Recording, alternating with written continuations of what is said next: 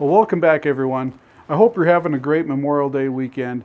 I know this project here has been eating up pretty much all of my weekend, and pretty much the whole last month has been devoted to this project. So I thought I'd give you a tour of HAMSHACK 2.0. So before we go into too many of the specifics about this room, I wanted to explain why I'm even going through all this hassle to build this thing. Well, the current HAMSHACK / office is right off of our master bedroom. You have to walk through the master bedroom to get to it. And at the time I built it, it seemed like a good idea. And for the time, you know, this was 14 years ago, it worked good for the time. But here's one example of why it doesn't work good now, is if I want to bring some folks over and maybe do a 24, 48-hour ham radio contest, everybody would have to be traipsing right through our bedroom, and my wife's sleeping, and you know that's just not a good thing. So that was one reason to get the HAMSHACK away from the bedroom.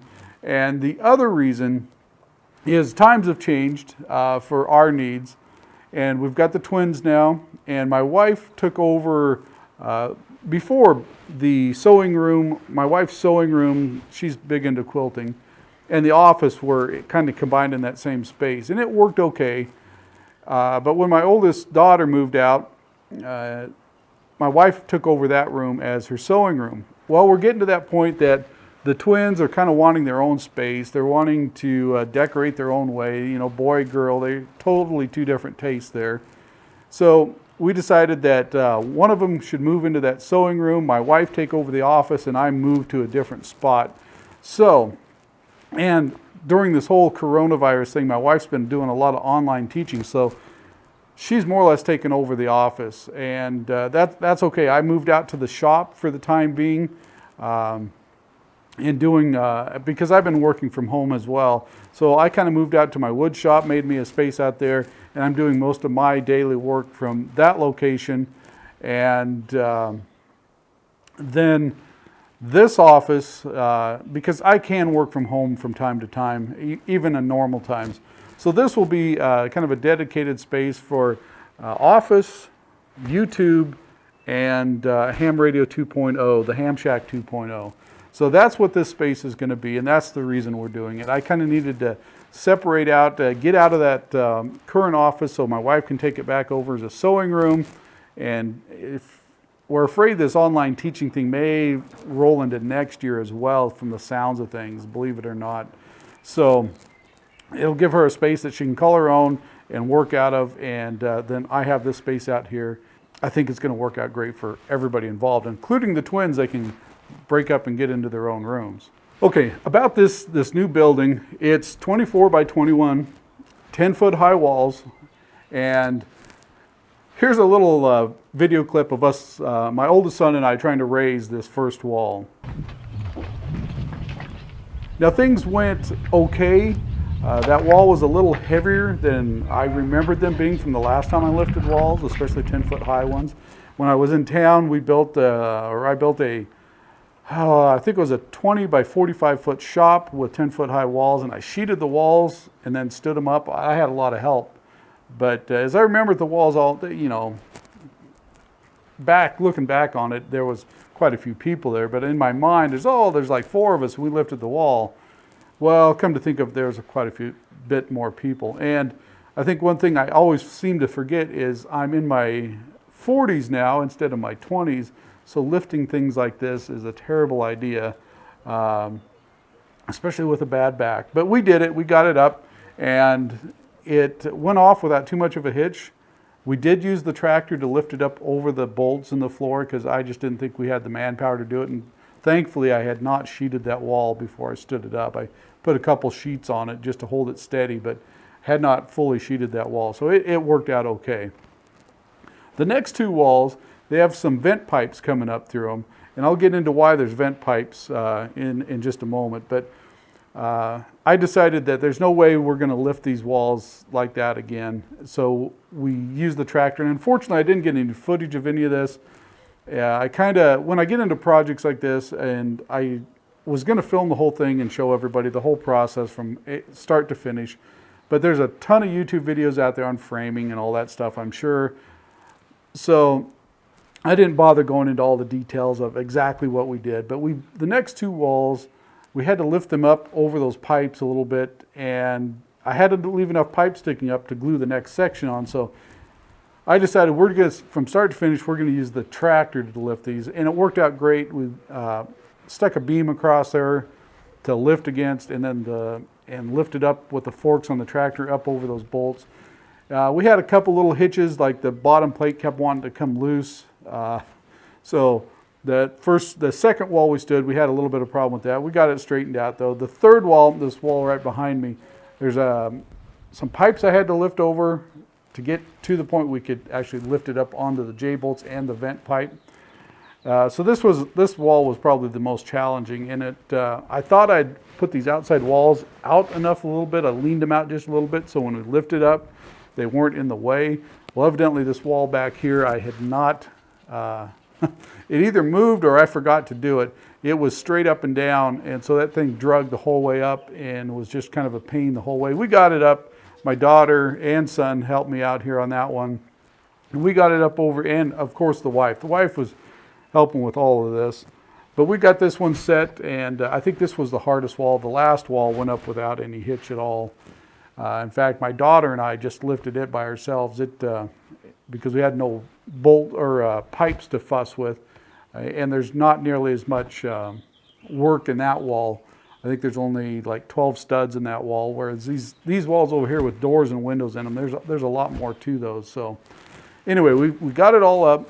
What's going to happen in here is right where I'm standing is going to be a little bathroom. And I decided, since we're going to have this kind of separated from the house by about 200 feet, I'd say, it needed a bathroom out here, so you didn't have to run to the house every time you had to go to the bathroom. And if we've got folks over doing a contest, maybe they've got a bathroom and a little shower out here.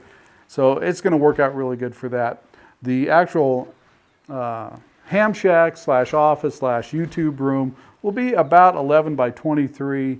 We'll have a storage area over on this side. I don't know what that's, about 9 by 16, I want to say. I don't remember the measurements off the top of my head. But it'll be a nice little storage room back in there. Floor to ceiling shelving. So that's going to have a nice area just to cram stuff. That's going to be the stuff room. It seems like we always wind up with stuff. So that's going to be the stuff room, and room for freezer and a little hot water heater in the corner to feed the bathroom. So I'm going to bring you along on how we build this ham shack pretty much from the floor up. Now I'm not going to go into all the specifics of setting the trusses. I might do a little bit of videoing of setting the trusses and so forth, but I'm not going to devote a whole lot of YouTube time towards it. Just because when I'm out here working alone, it's really hard to try and film and actually get any work done. And I'm kind of in a hurry to get this done as quick as possible. So you're not going to get to see a lot of that, but once we get it enclosed, that's when the magics will start happening for YouTube. We'll go through the wiring of how I'm going to wire the ham shack, the grounding, because right now, the furthest tower out, I think, I'm going off the top of my head, I think it's like 250 feet away from the house, maybe a little further. Well, the conduit goes right through the yard out here, so I'm going to have to dig that up, and actually I'm going to have to pull all the coax out of it, and then dig down, cut into it, and bring it over to this building. So that's going to be quite a project in itself, is getting that routed over here, and then installing a good ground system here. The one at the house, I think I'd have to go back and look at my notes, but I want to say there's at least 9 ground rods driven 8 or 16 feet apart from each other out there from where the entry point into the house is. I'm going to do something similar here, but I'm probably going to put a halo kind of around the building here, and maybe a couple radials out, maybe. I'm not quite sure if I want to dig the yard up that much. There will be one radial going out, kind of where the trench is for the conduit to come in. But I can take you for a quick tour of where we're gonna dig up that conduit and bring it over here to this building, and kind of take you through a quick walkthrough of the ham shack. So we come in, and right over here, that's where the ham desks and all the ham radio stuff will most likely wind up. And over here, that will be the bathroom area. Of course, there'll be an interior wall running right across the middle here. Back over this way will be storage area, kind of right there. And then over here, that will probably be more or less a YouTube studio area. And this does butt up against another building that we affectionately call the tack room. We haven't kept tack in it in years, but that's what the guy we bought it from called it. So it's kind of that room there. But that will be kind of a YouTube studio area, a little sound deadening, and it'll just be an open room over here to the ham shack area. So that will be that. And of course, it's got 10-foot high walls, like I said before, which will be really nice for many reasons. So let's take a look outside here. So currently, the conduit that brings the hard line down to the house from that tower right there, it comes through kind of right in between those 2 posts. And from that point down the house, I think is about 160 to 180 feet. So right in there somewhere, I'm going to dig that up. And then we're going to reroute and come over and kind of come to the right side of that guy point and go right down here to the building to an entry point somewhere right there. And the other tower, the bigger tower right over there, that tower there, I'll probably just put a conduit up underneath the eave and bring over here to that same entry point right there. And then we'll have a ground system, kind of a ring around the building. And then out here where I'm going to have to re-landscape this. I don't want this steep embankment going off into that anyway. So I'll probably bury a couple more ground rods and tie it into the system out here. I want to make sure I'm well grounded. We do have quite a bit of lightning. We don't have a lot of trees around us. So these towers are probably a little more prone to get whacked with lightning. I haven't had it happen yet, but I want to make sure I'm completely protected. You know, up on our mountaintop sites, we really don't have any problem with lightning anymore with the equipment. Very seldom. We'll get an antenna once in a while, but it's because we've put really good ground systems in. And so when we do, and those sites get hit by lightning all the time.